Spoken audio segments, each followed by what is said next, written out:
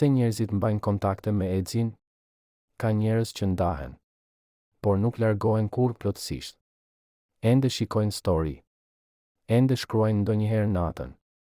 Ende reagojnë. Ende rikthehen pa pritur.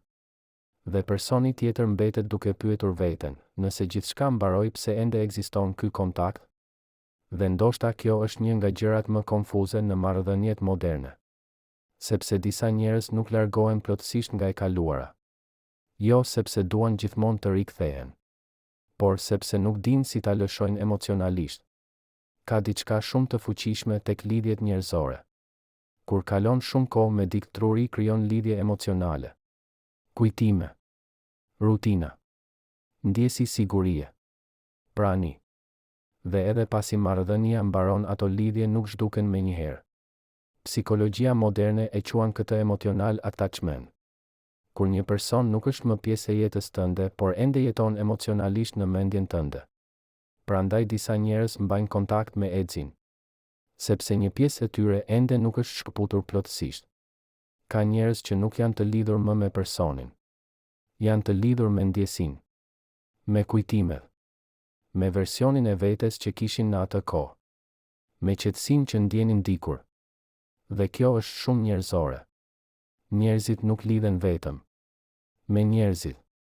Lidhen me emocionet që përjetuan pranë tyre. Carl Jung besonte se kujtimet emocionale mbeten shumë më gjatë se sa njerëzit mendojnë. Sepse emocionet lënë gjurmë në mendje. Prandaj ndonjëherë mjafton një këngë, një parfum, një mesazh, një foto, një natë e vetmuar dhe papritur dikush mendon përsëri për Edzin. Ka edhe njerëz që mbajnë kontakt sepse kanë frikë nga boshllëku. Sepse largimi total ndonjëherë ndihet si humbje reale. Dhe shumë njerëz nuk dinë si të përballen me humbjen. Prandaj mbajnë pak kontakt.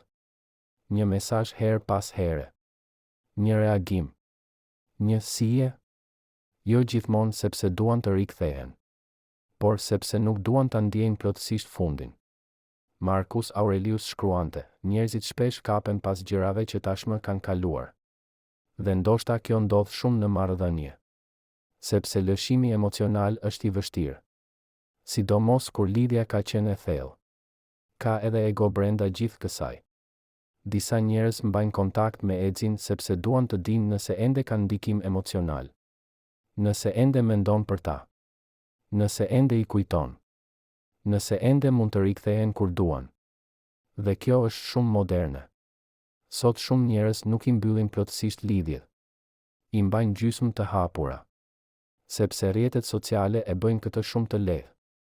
Mund të mos jeni bashkë, por ende shihni jetën e njëri tjetrit. Ende ekziston një derë emocionale gjysmë e hapur. Dhe kjo e bën shumë më të vështirë shërimin. Psikologjia moderne e lidh këtë me intermittent reinforcement. Kur kontakti i rrallë krijon më shumë varësi emocionale se sa distanca totale. Një mesazh pas javësh. Një like. Një më mungon. Dhe papritur emocionet rikthehen.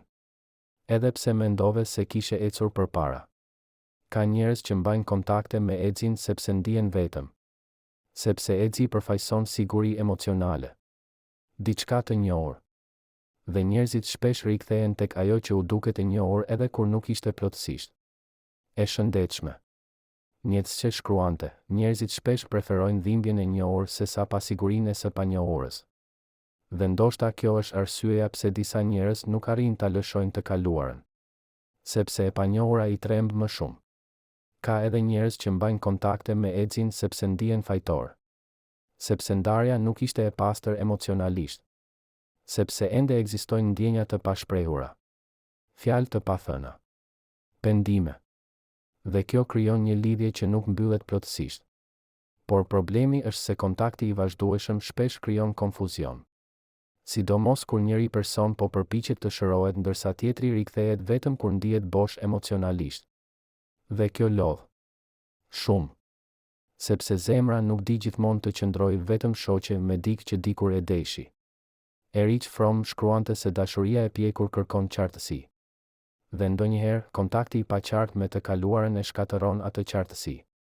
Ka njerëz që mbajnë Edzin afër si backup emocional. Jo sepse duan vërtet të rikthehen, por sepse duan të dinë që dikush ende është aty. Dhe kjo është shumë e padrejtë emocionalisht, sepse krijon shpresë tek personi tjetër. Krijon pritje. Krijon konfuzion. Prandaj është shumë e rëndësishme të kuptosh diçka. Jo çdo kontakt pas ndarjes do të thotë dashuri. Ndonjëherë do të thotë vetmi, nostalgji, pasiguri, frikë nga lëshimi, ose thjesht nevojë për validim emocional. Dhe ky është një ndryshim shumë i madh. Ka edhe njerëz që vërtet duan të rikthehen, që e kuptojnë shumë vonë çfarë humbën, që ndjejnë mungesën, që krahasojnë të tjerët me ty sepse lidhjet reale janë të rralla. Dhe ndonjëherë njerëzit e kuptojnë vlerën e dikujt vetëm pasi largohen. Por edhe këtu duhet qartësi, sepse rikthimi pa ndryshim real shpesh krijon të njëjtën dhimbje përsëri. Prandaj pyetja nuk është vetëm, apo shkruan ende? Pyetja reale është, pse po shkruan? Sepse arsyeja ndryshon gjithçka. Marcus Aurelius besonte se paqja vjen kur njeriu pranon realitetin ashtu siç është. Dhe ndonjëherë realiteti është se disa njerëz nuk dinë si të lëshojnë edhe pse nuk janë gati të zgjedhin plotësisht. Dhe kjo dhem, por gjithashtu të mëson diçka shumë të rëndësishme. Jo çdo lidhje duhet të mbetet gjallë për gjithmonë. Disa njerëz ishin pjesë e një periudhe të jetës tënde. Jo gjithë jetës. Dhe ndonjëherë shërimi fillon pikërisht kur ndalon së mbajtur derën gjysmë të hapur. Kur ndalon së jetuari mes të kaluarës dhe së tashmes. Sepse zemra ka nevojë për qartësi që të gjejë paqe.